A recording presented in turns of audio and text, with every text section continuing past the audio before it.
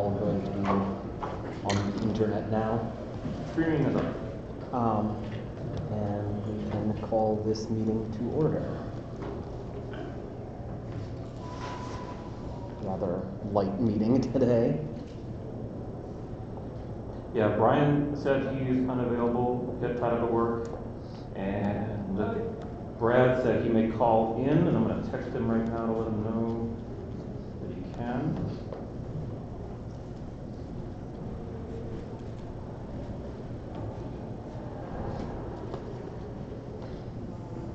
Hopefully that'll work out. Hello. Hey, Greg. All right. We may as well do public comments. All right. We're all here. So.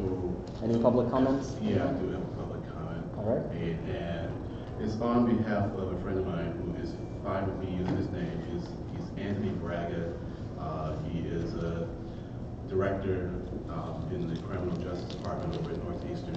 And I say that not because that makes him more important than anyone else, but because there is he's connected, with the folks there. He's also is a good friend of Steve. What's the guy on the FNCB from the K school? Stephen Steve. David Poptek. David. Okay. No, Steve Poptek. Yeah. He's a really good friend with him, and for a few months now, he has reported to me about the bus drivers not stopping in a crosswalk at Ruggles, and I have contacted Dave Carney about it, and Dave said he is looking into it. I believe him, but this Monday, apparently, the guy, it looks it's a lighted crosswalk, and they would go through it, and this time he came close to getting hit.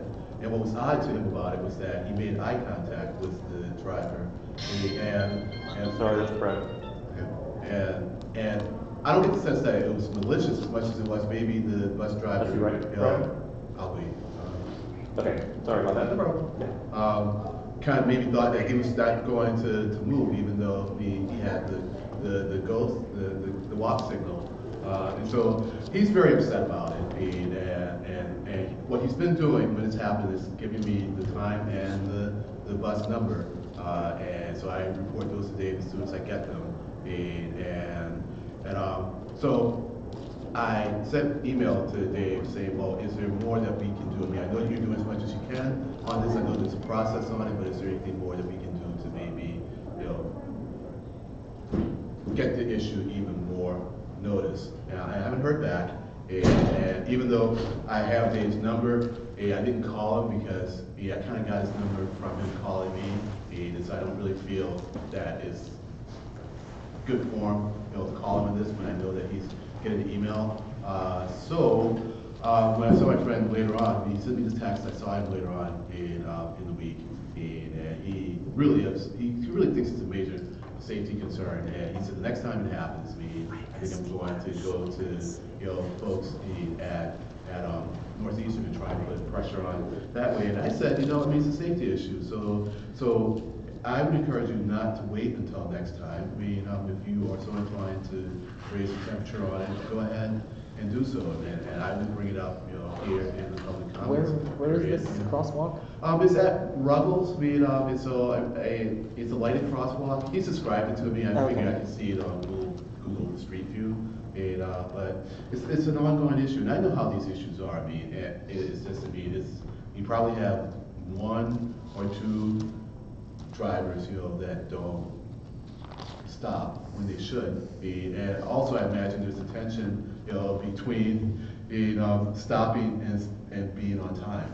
And these behavioral things are really hard to solve because you can raise the penalty for violating it, but there's still going to be a percentage of people that do it. And so generally those kinds of fixes require some kind of either technological fix or change in the layout in order to fix it.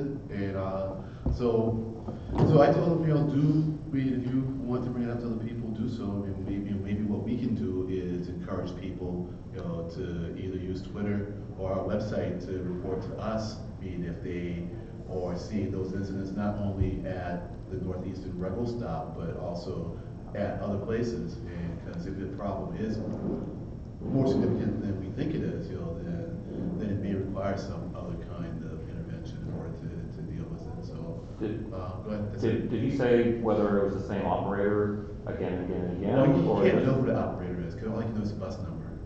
Well, just like visually, like whether he might have recognized the same person through the windshield. No. Okay. No, he did not. I know that's a bit of a stretch, I know. No. But I mean, getting the bus number is Yeah. obviously that's the Yeah. start.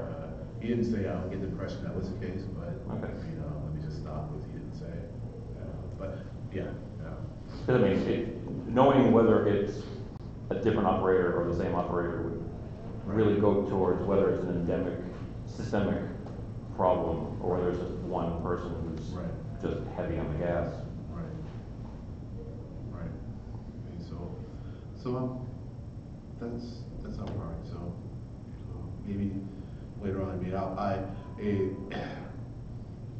I try to be careful about just doing something because sometimes it's counterproductive. So that was why I sent mail to Dave asking for advice on whether there's more that we can do to it, because we certainly don't want to create a lot of Twitter feedback if that causes him to do something premature that doesn't really solve the problem. Yep, understood. And I'm kind of making up a false problem. Well, I'm just making up a problem, but I've just been in situations where your hand gets forced faster than you wanted to because you're getting pressured. If only you had more time, you could solve the problem more effectively, but now you're getting pressured because someone who thinks they're doing good, has fanned the flames, and now you can't act prudently. So I don't want to be in that situation. So that's why I asked Dave. And I know he's busy, but I didn't hear back, and it is a safety issue. And I was thinking about this on the way in. It's like, well, it's a safety issue. So there are probably obvious solutions. It's just a matter of whether you can push them through. And sometimes you just need a little push from other forces to get it to happen. But now I'm taking the other side of what I just said. So now that maybe both points of view, hopefully now stops. There's probably other points of view about this. Well, I don't recall if we have a guest lined up for marketing, operations, communications in January. Maybe we can get Dave Carney again. Go right to the top on that. It's been a while since we've had Dave Carney visit, and he's in the same building. He's generally been able to even just pop in for a few minutes. Maybe we should. Well, I would say for a marketing meeting, because we generally get more out of Dave at those meetings. Right, yeah, that's That's what we meant. Oh, okay. Yeah. Okay. The same building. Did Rose push till January? Is that, do we have Rose? I haven't heard, We rescheduled or not. We in the meeting said that we would push it to March, and, Okay. just because of whether we wanted Bonnie to be at that meeting. Yeah. And Bonnie wasn't available in January. That's why we pushed for December. Right. Yeah. And then it became whether we do February or not. And we concluded that February is kind of still in the heart of winter. And so between Bonnie, and possible weather issues, what's going on?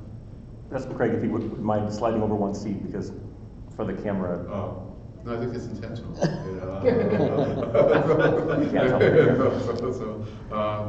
So that's why we. But he's our best dressed member. I was thinking that. What do you say? Yeah. It looks like a sparse in here today on camera. I'm waiting to hear back from Bonnie if Mark will work for her before I. Are we technically still in public comment? Yeah. Yeah. I feel like we Yeah. Mr. Chairman, a humble suggestion to see if there are any other public comments. Yes, and then are there any other public comments? Hey, Gavin. Two topics. One. State your name for the record. Yep, I'm Carl Segal, I'm a Boston resident. My usual topic about buses. First, I'm glad to see that buses have been getting a bunch of attention at the FMCB. In particular, acknowledging the reliability numbers just aren't meeting standards. Yep. Other things as well have been talked about, which I think is helpful, useful. I'm glad about that. I still haven't seen attention to what's being done or what's getting in the way of actually improving the reliability numbers. What are the causes? What are the actions? What are the barriers? I bring that up because at yesterday's meeting for the commuter rail, they actually had a really thorough talk about the process they use to improve Worcester line reliability. And I'm hoping they'll use that as a model,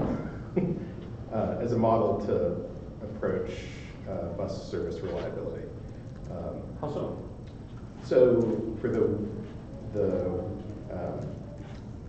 this is the new person who's brought in to work with Keolis to improve service, manage the contract on the MBTA side. Was that Jane Grabowski's? I don't. I bet remember. it is. Yeah? Cool. But he talked about them taking a number of process approaches to looking for what are the causes, what do we do about them, do they make a difference, prioritizing things. And like it all seems not easy, but straightforward from a process point of view. How do you improve service by looking at causes and addressing them, prioritizing them? And I'm hoping that this committee and other people can encourage the T to say, hey, look how that was done. Please apply that to the bus service.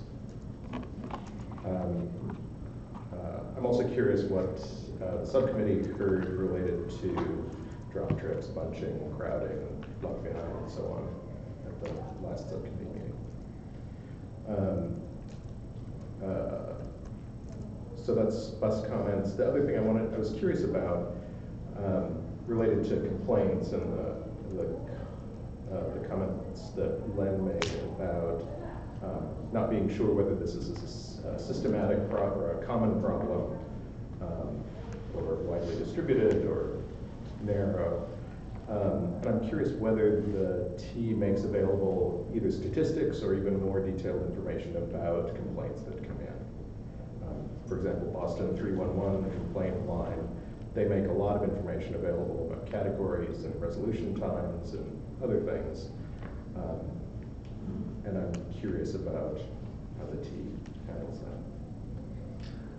I think the only thing I can say about that last point is we've asked and not received back any answers, yes or no. We've asked and just not received any reply. We wanted to get some raw data or even filter process data from customer service. Right. And Line by it's line been- or station by station. Yeah, Or, and it's been difficult. That's being very tall, yeah. Thanks. Thank you. I have a couple short things. Please. So following up on the discussion of the Harvard Square to Watertown routes, I have some acquaintances who live near the bottom of Huron, near Fresh Pond, and they're eager to get the catenary buses back, but I guess they're not scheduled to get back until after the busway. Yeah, the issue is that they wouldn't be able to go into the busway, but the wires will be energized for the 71 and 73 to get to the garage. Okay. There's also some proposal in the works. I've heard rumors about reorganizing the 72 and 75 and maybe running the combined route more, which would preclude the use of trolley buses. I see.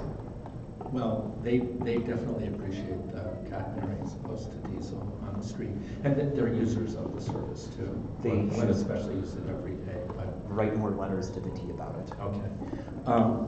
One other thing, well, actually two other short things.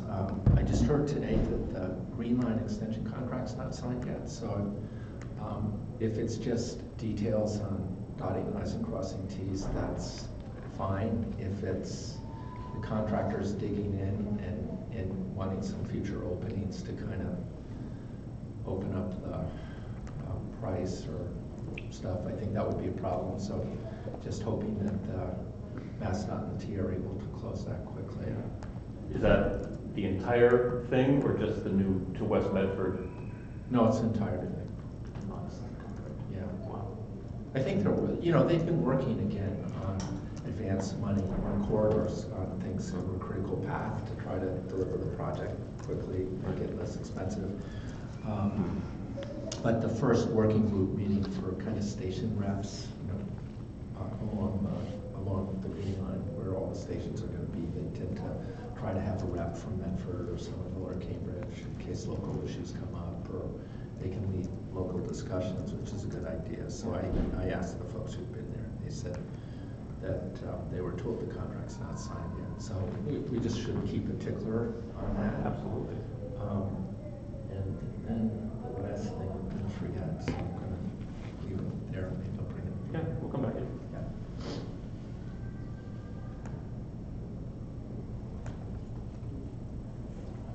Oh, I know. I put a couple of queries up on our public listserv. I have to say I got back really quick responses directly to me that were absolutely sufficient for what I wanted to know, really from people that we know, CTPS and the T. So I really appreciated that. Good point.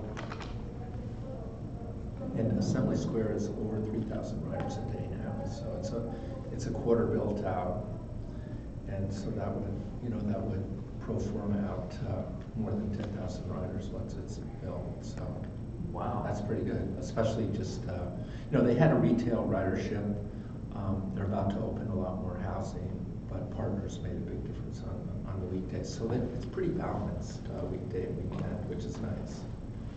Is that 3,000 Boarding. total boarding? It's boarding, Okay. so it'd be 2 trip ends, but Gotcha. 3,000 boardings. Wow. And given that the T initially wanted Somerville to pay for a bypass because they didn't think anyone was going to use it, it seems like a pretty good start. Is that parking garage there open to the public if the public wants to park and Yeah. get on the orange line? Partners is underusing their parking. Huh. Good. Which they were freaked out because they came from 13 suburban locations in the east, had free parking, they didn't know what was going to happen. So they overbuilt a little bit, but it's available for retail on the weekends, and other people can use it. And there's a board right at the start of it that tells you how many spaces are empty or occupied. That's great. Yeah. Do you happen to know if 3,000 boardings a day indicates maybe a bigger catchment area than Well, was sure. originally projected? No. I mean, Sullivan's pretty close. I mean, the Orange Line at Assembly is perfectly halfway between Wellington and Sullivan.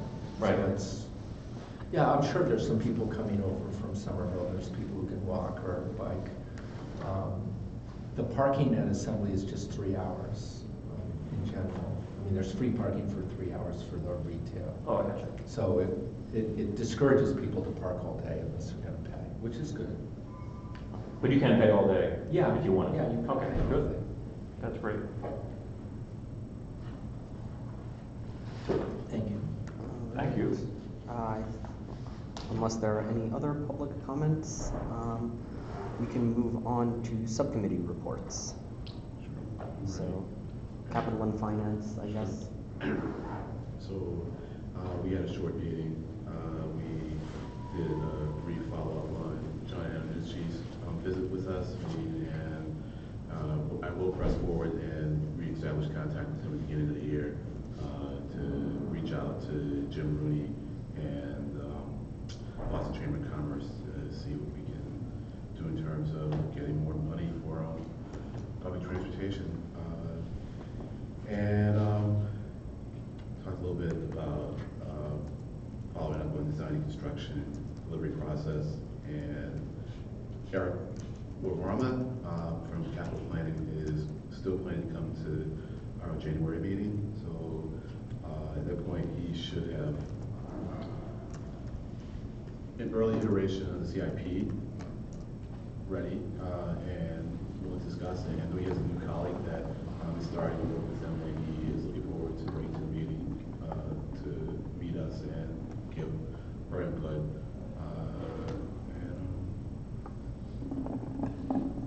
After that, we talked about some of the slide decks presented by the FMCB, and I'll just mention one or a couple sets. Let me pull them up.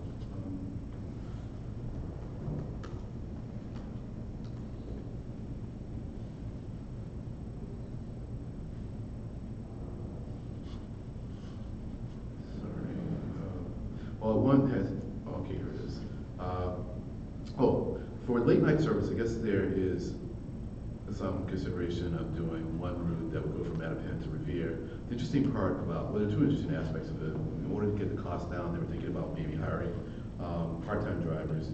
And another thing was to not do any fare collection, which I thought was interesting. I think the reason for that was to, I think it would allow you to use different kinds of buses. And so if you didn't have to have fare equipment, then you could use a different kind of bus that might be a little less expensive, with along with a part-time driver. Because the whole deal is to get the cost down. But I understand that. I just think that, I mean, given that you're going to be required to provide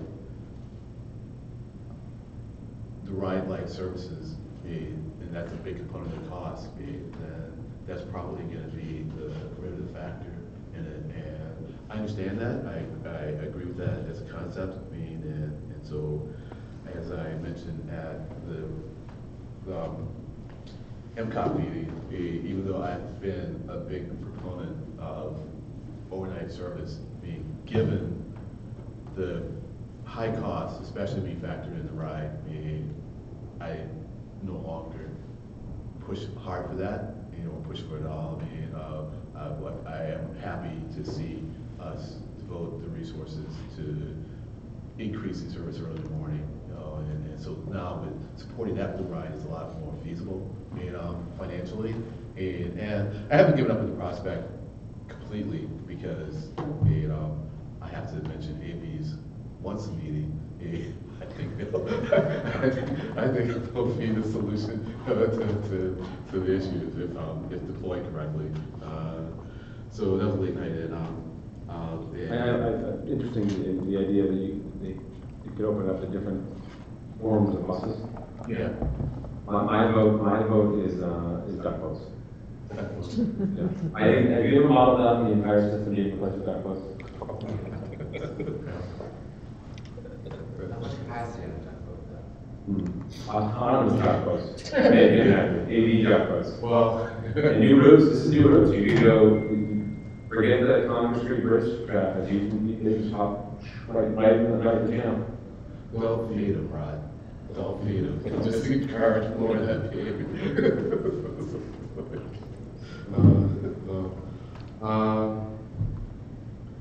And there's, I guess lately we've been seeing a lot of the Apple dashboard by the GM, and it has a little dial on it, that kind of indicates capital spending. I couldn't make much out of it, but maybe I just need to go and look at the videos in order to really understand what's going on there. The Keolis report, I'm assuming that was by Dan Corrales. Overall, it looked pretty good. They gave some breakdown, and as Carl kind of mentioned, on the causes of some of the problems. But in some categories, I still found it to be just too superficial, and would like to understand a little more detail on what's really causing the problems. And Dan mentioned a new approach to, I guess, analyzing problems. And I'm interested in seeing what that new approach is all about.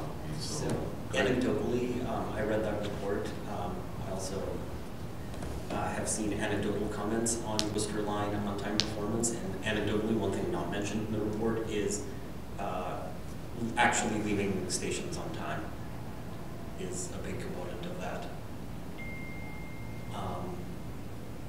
As in actually closing the doors and going, rather than waiting for those people who are running for the train for another 30, 60 seconds at each station. I see. But other than that, it seems like a pretty thorough analysis. All right. So you're saying if they didn't do that, it would be on time? Or they've stopped doing that as much, and it has been more on time as a result. I see. I see, okay. All right. Huh, interesting. All right. And, it'll be interesting to see if there's been an increase in complaints. So if people are running for a train and they're just close the doors, and I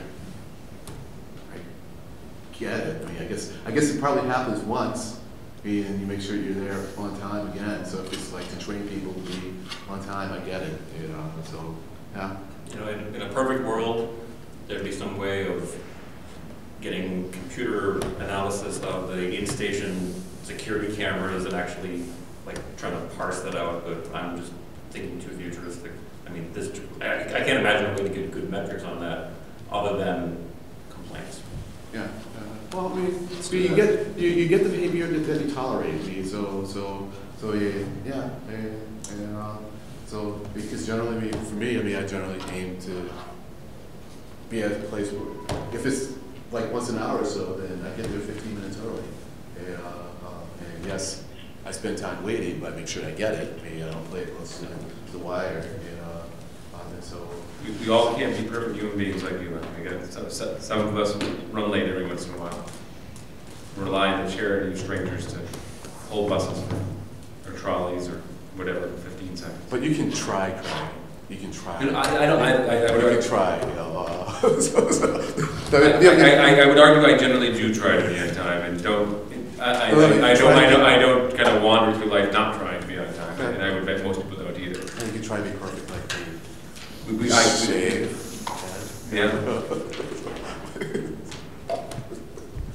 Anyways, yeah. Well, no. Like at first I was thinking, well, it's kind of harsh. But then thinking it through, it's like, wow, I mean, if it benefits more people to get them there on time, and you can change people's behavior, I mean, so that they do get there earlier because they don't think it's going to wait. I mean, then maybe that's the way. It's a different. You could have a different conversation between a commuter rail versus subway versus bus because it's your headways, right? Yeah. So it's a situational. How many people are running? It's a judgment call. Yeah. If I see 3 people coming, yeah, and they all seem to be, I'm looking at I don't know if trains ever mirrors, but I'm sticking my head out of the train, and I see them all come down the stairs, and I see a MBTA bus up there, and the bus just happened to be dropping them off 30 seconds late. I'm probably going to feel some compassion and hold up the whole train for them, knowing that the next Worcester Line train coming through is 45 minutes late. Yeah. Well, I'm inclined to agree, and especially if it's a very cold day, and even more so if it's the last train of the day. But I think the issue is more the busy rush hour trains, right. The one train with 1,800 people on it. Right. Yeah. And making 1,800 people wait for that one guy running. Right. Yeah. Yeah. And yeah. I mean, I think. And that's where the nuanced conversation happens again. Like, it's one thing if you're holding up a bus on a late night route that's got 4 other people sitting on it. It's a different thing when you're holding up a rush hour commuter rail with a couple hundred on it. Well, that was the other interesting thing in that presentation is that one train has 1,800 people riding it every day. Is that the 9 cars all done? That is the 9 car. That's the monster. Yeah. So you picked this up from the slide deck, or you picked it up from the stream? That was in the slide deck. Yeah, there's actually an unofficial source that I have been forgetting to contact who can get me/us the, I don't call it, but the run sheet that actually shows what the expected ridership is of every single train or every single line, and then how many cars, what the capacity is, and actually it's in color. It actually flags what's projected to be over capacity, what's projected to be under capacity, and it's not a day-by-day basis. I have an old copy of that. Did I share that with the group? Maybe I didn't. Now that I'm thinking about it again, I'll ask this person for an updated one. You can copy that, don't you? Yeah. The commuter rail. Yeah, it was available on Dave Perry's internet. Yes. Wild. What's all I have? It's 5:36, so I'll stop. All right. Marketing and Operations Subcommittee. You see Brad's online? Brad's on the phone. Brad, do you feel comfortable over the phone giving us an update? Yep. I'm seeing a lot of nodding, so yeah, go for it. All right, so our guest unfortunately wasn't able to join us, but that didn't stop us from having a pretty good discussion. It was pretty bus-centric. Started discussing about the plan to finally kind of get to purchasing around 100 buses a year, as opposed to purchasing these big blocks of buses every 5 years or so. I know the most recent bus purchase is replacing about a third of the bus fleet, but when you buy a big, large number of buses all at once, then those buses all need to be overhauled around the same time and all need to be replaced all at the same time. So this, I believe, an FMCB meeting from about 2 weeks ago when Bill Griffin discussed the plan to try to finally get to that stage where they purchase about 100 new buses a year and get, you keep cycling through them. And then when those 100 buses are up, they can overhaul at the same time and it's a smaller cost to take. So we started kind of there, and then we quickly got over into updates about the key service plan. That process is going to be kicking off this winter, and public involvement, I believe, is starting in the springtime. So we're going to keep an eye out for that. That's a pretty big initiative that she is going with now, which will basically be looking at overhauling all the bus routes, and they're going to be looking at this in multiple tiers to figure out what the cost would be to reach certain levels of performance. So yeah, like I said, that'll be happening in the springtime. This is in addition to they always go do like a little quarterly service plan look through where they any tweaks they want to make to routes or little schedule adjustments based on performance or school schedules or whatnot. So they're going to be still doing those quarterly updates in addition to the service plan. So it'll be interesting to see if anything kind of falls through the cracks, because like I said, this service plan update is a pretty big task in addition to what's already a large bus network that certainly needs tweaks here and there all the time. One little one we picked up on, or I should say John picked up on from CTDS, is the 89 bus departing from Sullivan in the evening. I believe there's like a 2-minute headway as that bus has 2 variants. So one's going to Davis, one's going to Clarendon, and then outside of the 2-minute headway going to Sullivan, there's like a 15-minute or so gap. So it's just little things like that. When you make one tweak in the network, it's kind of a domino effect, given that certain buses are running on different routes and have different variants and whatnot. And then that variant talk kind of progressed into talking about certain routes have almost 12 variants, which, for the average rider, if you were to not know the bus network quite well, you were going to try to catch on to like a 34 bus that has multiple variants. If there's no identification on the bus, how do you know exactly if that bus is going to hit the stops you want it to hit, unless the stop you're looking to get to is the term stop, which would be listed on the bus itself. I kind of get the big points in the bus discussion. It's always fun to talk buses just because there's so many different routes and they touch so many different people and communities. But like I said, I'm looking forward to seeing what the public process is for the service plan coming in the spring.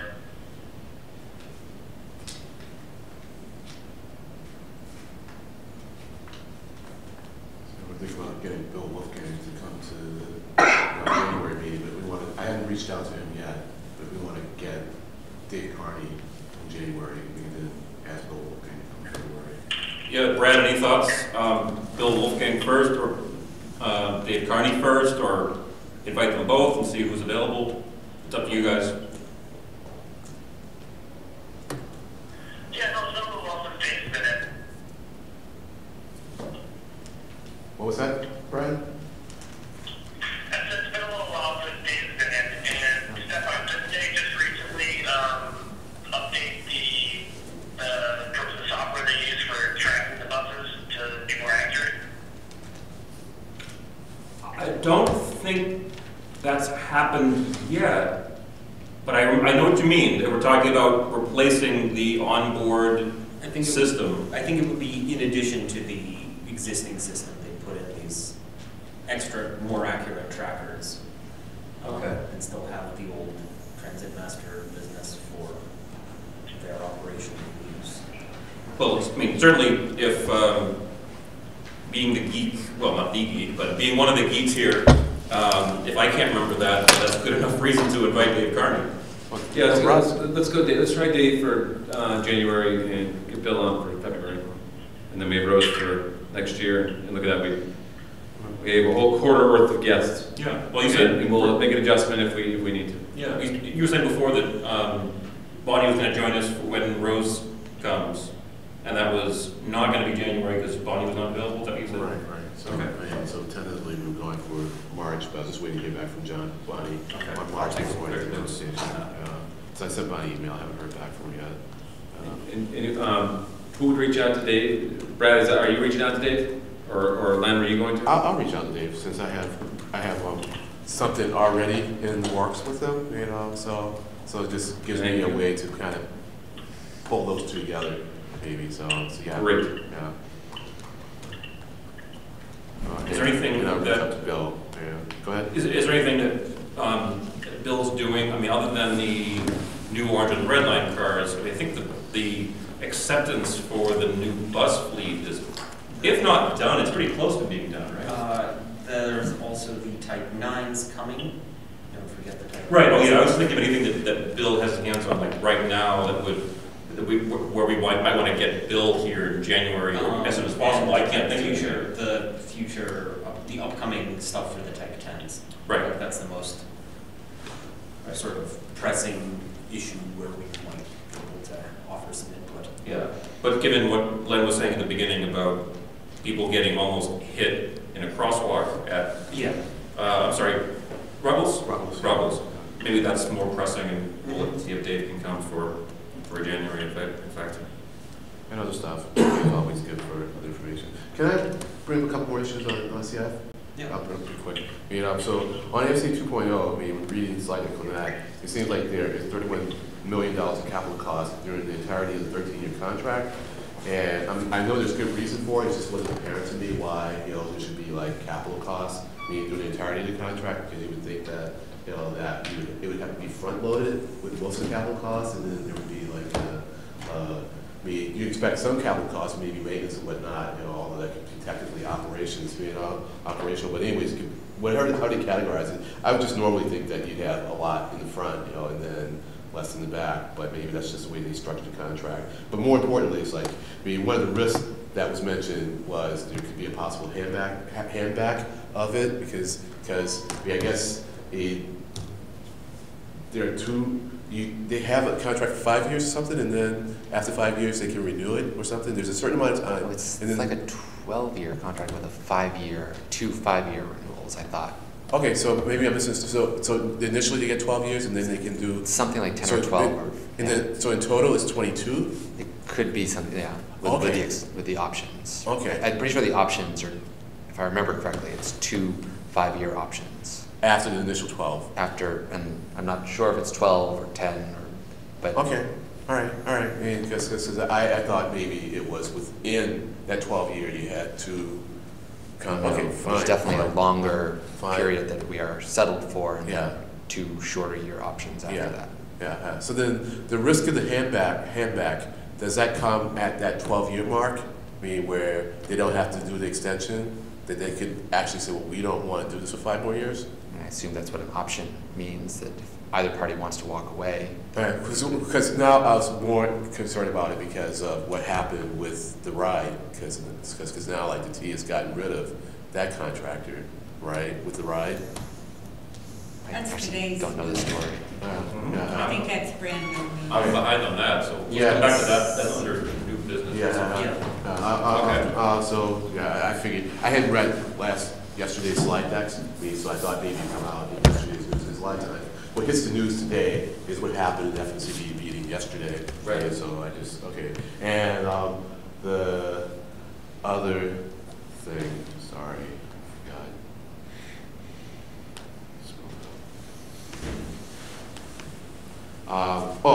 So, maybe you know the answer to this.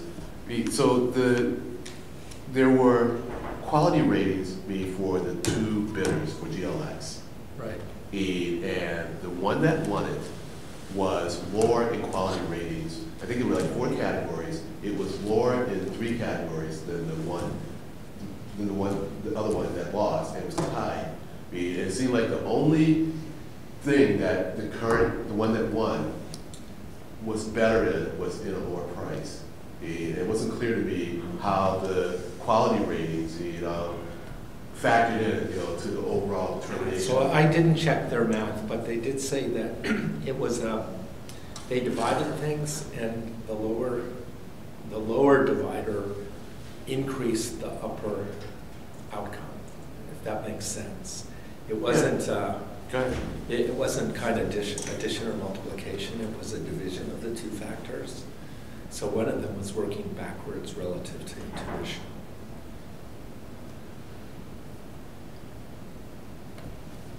Well, I thought it was additive because they added up all the numbers. No. They gave you like 1,200, and 70 versus like 1,200 and 20.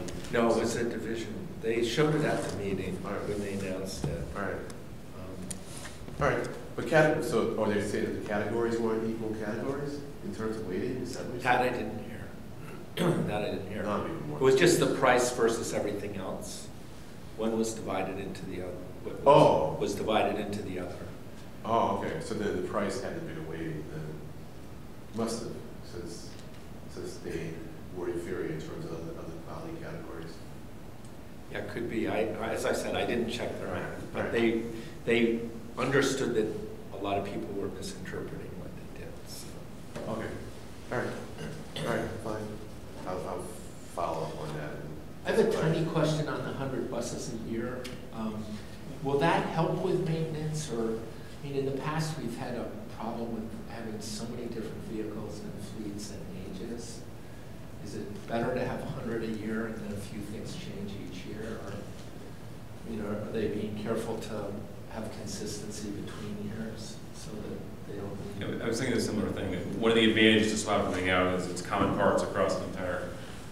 Right. Like and when we went to the old Orange Line shop, remember, they were making half of the stuff to use. Yeah, I mean, remember that was the motivation for dropping even the 1800 series red line cars.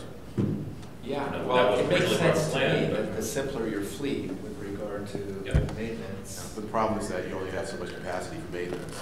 And so if you overwhelm that, then you have buses not getting maintained. So it sounds like it's a Bill Wolfgang question when we have him in to say, with that rolling addition of 100, presumably it's on the same spec that you did 1,000 in year 1, and kind of as long as it's feasible.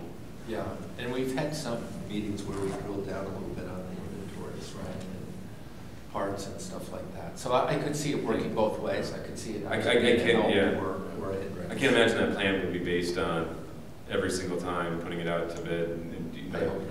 You get No. You get 100 of these type of bid buses, and the next year you get 100 of this totally different kind of bus. Right. You do ping pongs back and forth, and you just have a Right. mix of apples and oranges. Right. Len, I can confirm, so there are 2 contracts that are associated with AFC 2.0. There's a contract for the systems integrator. That's the one that's going to last for 13 years with 2 5-year extensions. The systems integrator is responsible for overall system design and basis of installation work, providing all devices and equipment, oversight and approval of the design builder work, back office system, and installation on vehicles. And then the design builder is the second contract. That's going to last 2 to 3 years. The design builder is responsible for final design and installation of gates, fare vending machine, and validators in the communications network. All right. Thanks. Is calling that a break between hardware and software too generalized? Or is that applicable, do you think? I don't know it well enough to know. One of them is hardware, the other one is systems integration. Yeah. Which is just thinking of layman's terms, when people ask me, what will I tell them? The hardware's going to have a software component too. Right? Sure, it's true. Or at least a firmware component. Yeah. Brad, was there anything else from the operations meeting? I think that we were technically, we were there before we went not there.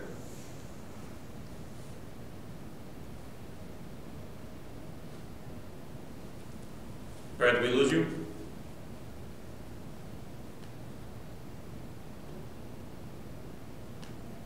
Call's still active. He may be pulled away from at work. Yeah. That's why he's not here. He was tied up at work.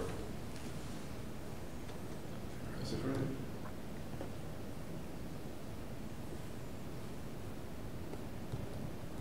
We move on to old and new business. Yep. Old business, new business. Co-chairs. Yes, we do need to elect co-chairs. I'm willing to be nominated again. I nominate Arcadi and Stefan. Yeah, you guys are great. 6 months term. I second those nominations. I guess we'll have a vote. All in favor of me and. Or do we vote now, or do we how we? Well, if it's unanimous, don't I think we may as well? Sure. In favor? Objections? Thank you very much. We will continue for another 6 months as your co-chairs. Hoorah! I thought it was a 6-year vote. A very That's handsome, right. very handsome pair you are. Well, we may change bylaws for that. Well, if the MBTA can pay for my my makeover, I'm all for it. Anyway, If I'm not, if I'm good enough. Okay. on the topic of new business, from Monday's FMCB slides, they are apparently canceling or terminating the current contract with the ride dispatching contractor. They will still be doing that while they find someone else to do it. There will be some transition period, but apparently things aren't working out. Yeah. And this is the contract that started July 1st last year? Yeah. I'm sorry, this year. Yeah. We're not Yeah. in 2018 now. Yeah. Okay. What, GC, I forget it. Yeah. Well, only started July 1st. Okay. They had a pretty scathing slide deck about 6 weeks ago, being on the ride. It was like, whoa, man. I was impressed with just how negative it was, how publicly negative they were about what was going on there,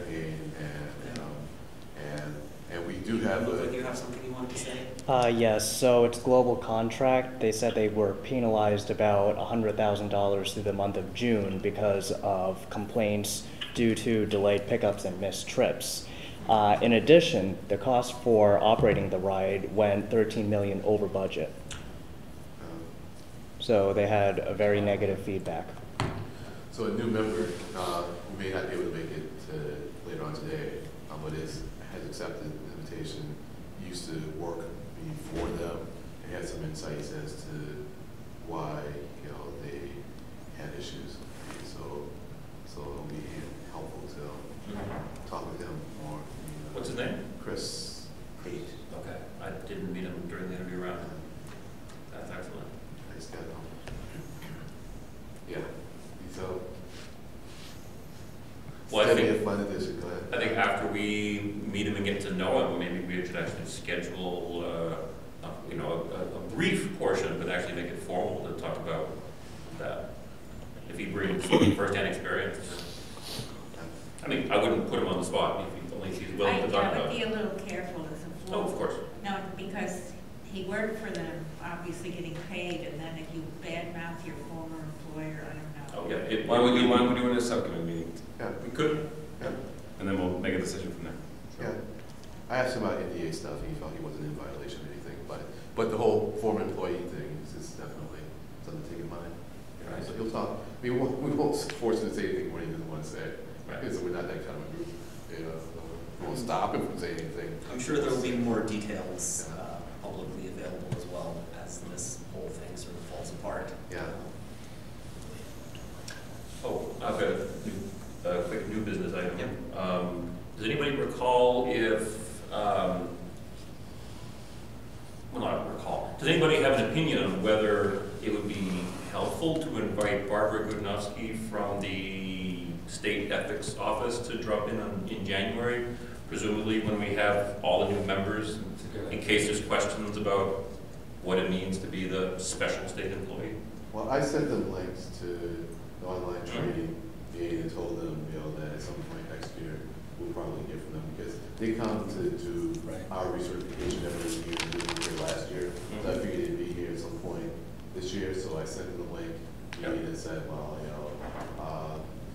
you need to know this stuff. I didn't put it in those terms, but it's like. But that's pretty much the case. Yeah, I mean, as adults, we all know that ignorance of the law is no excuse for breaking the law. So now they have information, so they can do the responsible thing.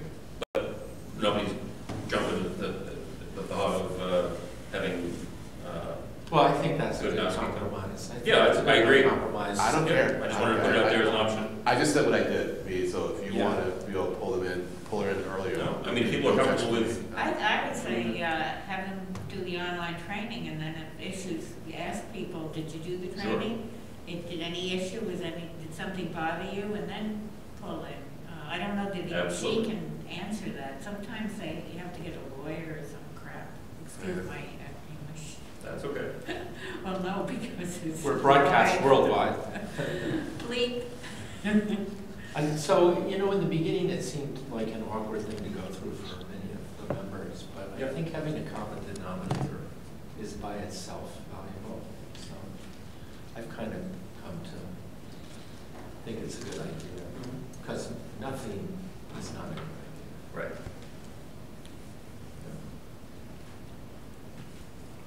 More topics for joint business? You had mentioned via email your in-depth analysis of the Chelsea Silver Line. It appears to ready to rock and roll.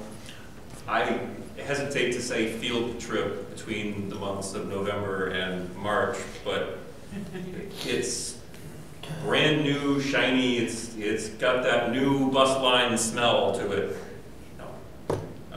But it is very impressive, and at very least, I think I'm going to press Trish to make sure that we know well in advance when the ribbon cutting is going to be, so that we can attend.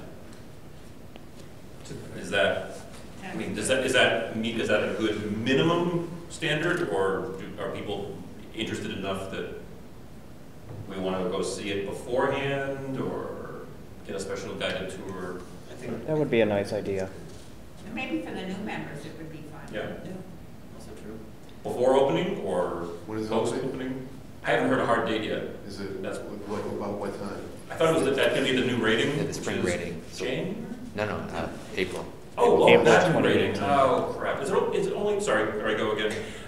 Is the ratings every quarter? Yeah, but I mean, they're not. Okay, but they're not ready for the quarter. Yeah, the winter rating starts on December 31st. Okay. So it will be the spring Yeah, rating. not ready for that. Yeah, Okay. also on the Silver Line, it's almost entirely ready aside from one Newburyport line signal that is in the middle of what should be the pavement, which they are going to just remove and not replace. So there's going to be one longer block on the line. Oh, Yeah. I've been wondering that every time I go by it Yeah, and look they're out gonna and see just that take it signal. out. That's all right. There is a concern about the current state of the Silver Line that I've been noticing. We know pretty well that there are only 32 DMA buses that go back and forth between South Station, Waterfront, and then the airport. Those buses tend to be very, very crowded. Adding this third line will add even more ridership, taking more buses away from the airport. So I did hear that the T will be getting more buses soon. I believe the battery electric wireless buses. But there hasn't been any hard date of when those are going to start testing or when the T is going to be getting those from New Flyer at any time soon. So why don't you say who you are? Yeah, please introduce yourself. My name is Andy Quach. I'm a new member of the ROC, and it's a pleasure to be here. Welcome. It's great to have you. Thank you. So I could just say, so none of the buses on the Silver Line, the 741 to the airport are going to the new Chelsea service. All those, the number of trips, number of buses that are staying the same on the 741. What we are taking some buses from is from our 746, which is like a short turn variant of the Silver Line that just runs from South Station to Silver Line Way. A couple of those are going to be turned into Chelsea buses. Remember, the Chelsea route goes to the airport, and does it then go to the tunnel over to Silverline Way? Yes, yeah. So we got airport to Silverline Way, all the way to South Station. All the way to South Station? Airport station, I think, not Yes. the airport itself. Okay, so it won't, It won't do the loop. It'll only connect to the blue Right. line. Right. That won't be confusing at all. Yeah, so I think the other piece of that is that One Silverline goes to the airport, the other one goes to Airport station. Airport station. Yeah, Got it. via Totally not So confusing. that's one of those cases where you don't want the sign that says via airport, because it's 100% accurate and also very confusing. Other than the confusion factor, I really doubt it's going to be a big problem, because I think I have great faith in the announcements being said properly. Like So they both could leave from South Station, right? And I could have one that's destined for Chelsea and one that's destined for the airport? Yes. The terminals at the airport. Right. There are going to be some tourists. And we're asking tourists to understand the difference between this one that says airport gets me to United, and this one that gets me to airport gets me to a subway that's Hear me a out. mile away from here, the United terminal? Hear me out. Oh, good gosh. On the, I think it's 3 bus routes that go from downtown Crossing. I didn't think we could make the Silver Line Hold worse on, by hold adding on, a line. hear me out. Yeah. Hold on, hear me out. There's 3 bus routes that I know of that go from downtown Crossing via the airport up to the North Shore. At one point in the past, Bus routes from, yep, downtown Crossing, past South Station, yep. to airport, and then up 1A to the Who North does Shore. that? 448, 449, and 459. Oh, really? Okay. How am I doing wrong? That's it. Cool. The reason I bring this up is that at one time in the past, the announcement on board when you got up to the airport tried to rattle off every single airline and say, this is Terminal C, transfer here to for other airlines. They shortened it, they realized the confusion factor, and now it says, this is the only stop at Logan Airport. Plain, simple, clear. So I have faith that the same people who figured that out are going to put an announcement on the Silver Line that will say something like, this bus won't go to the terminals. If you're taking an airline flight, you must get off here and get onto the SL block. That's too late if I'm a tourist and I got 3 things of luggage and I'm packed on an overpacked Silver Line, and all of a sudden. It's not going to be any worse than the SL1 and SL2. Yeah. It is. It's going to take me not to my plane. Yeah, No, but also it bear, doesn't. The SL2 doesn't yeah, take you but bear in mind, at South Station. Right, but the SL2 doesn't say airport. It says. Well, yeah, the SL It says. Chelsea shouldn't say airport. It will not say airport, it'll say Chelsea. But at least at South Station, there's the big sandwich boards that say for Logan Airport here. I'm expecting, and we'll have to follow up on it, whether they put up more sandwich boards that says for airport with like some detail of to get to a plane or here. But I think Don't get me started on the whole Bob said sandwich it board. should say like, Chelsea. It won't say airport, it'll say Chelsea. Don't tell people that it goes to airport station if they can figure it out on their own, because they live in Yeah. Chelsea. Oh, Right. of course, Yeah. right, That- just say Chelsea. Because most of them Duh. are going to be But regular that's commuters. great. Back to the fleet issue, I Yeah. think the other thing is that there are only 17 out of those 32 buses are used for daily service. There's also a bunch out for overhaul that will Overhaul. be back by that point, so I don't think there will be a shortage of buses.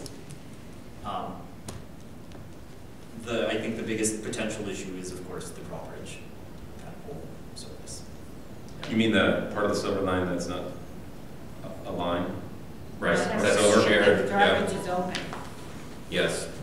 And my point being that there's going to be a bottleneck at the point where your special bus lane no longer becomes special. Well, yeah, and you have to yield to boat. Yes. That takes half an hour. Exactly. Yeah. Yep. That's a problem. Maybe it's a good time for me to jump in on something that I'm planning for 2018 related to this exact thing. After the the Boston proposal for Amazon came out regarding the whole Suffolk Downs, Revere, right on the border of East Boston area, I've been thinking of many variations of how service could be added, one of which would be to not have that ferry going down Chelsea Creek, which would cause even more openings in the bridge, unless they got a really short ferry, but anyway. one of my plans for 2018 is to try to track down who in the city of Boston came up with the transit-related, or in the MBTA or MassDOT came up with the transit-related plans for Suffolk Downs, and invite them to a rock meeting. Let's take this. Yeah, you and I take this offline. 'Cause I don't understand your hatred of